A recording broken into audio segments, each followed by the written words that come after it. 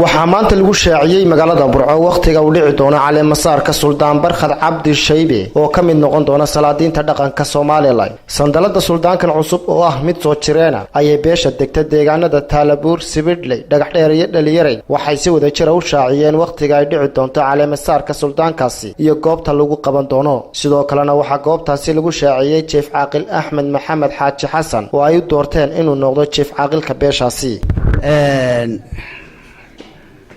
waxay dooranayaan waa shanta reer ee dooranaya Barkhad Cabdi Shaybe oo suldaana iyo Chief Caaqilka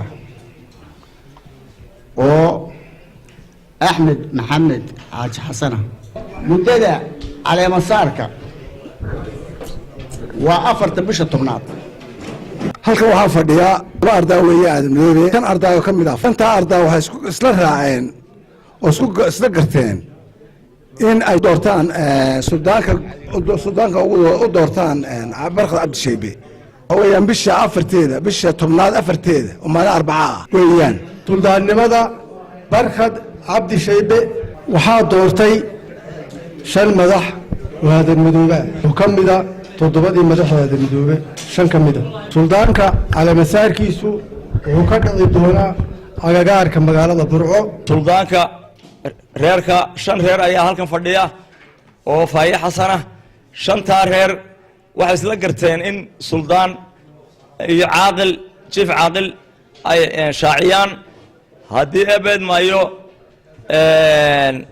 Barkhad Cabdi Shaybe waxaa loo shaacinaya inuu suldaanka reerka yahay. Barkhad reer Shaybe waxaa naga tagay Ingiriiski ilaa Ingiriiski waxay noo ahaayeen madax dhaqameed bay noo ahaayeen. maantana Barkhad Cabdi Shaybe ayaan u garanay haddii abeed maayo waxaa la raacinayaa oo isna loo doortay Chief Caaqil Axmed Maxamed Xaaji Xasan.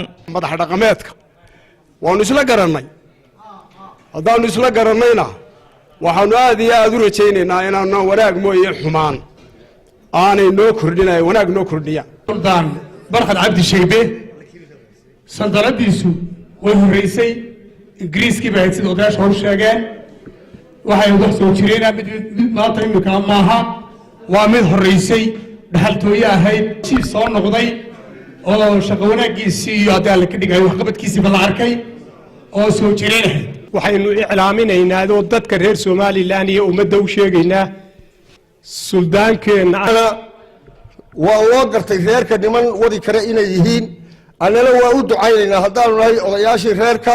waa noo doorateen ilaahay waxaanu ka baryaynaa annagu inaanu noqonno kuwii maaragtay isku xidhka iyo isu soo dhoweynta iyo kala tagalaanta iyo aadan madoobe isku xidhkiisa iyo isu jiidistiisa iyo u dulqaadashadiisa in ilaahay subxaanahu wa tacaala waddadaana garansiiyo. Xabiib Ciga Xasan, Universal TV, magaalada Burco.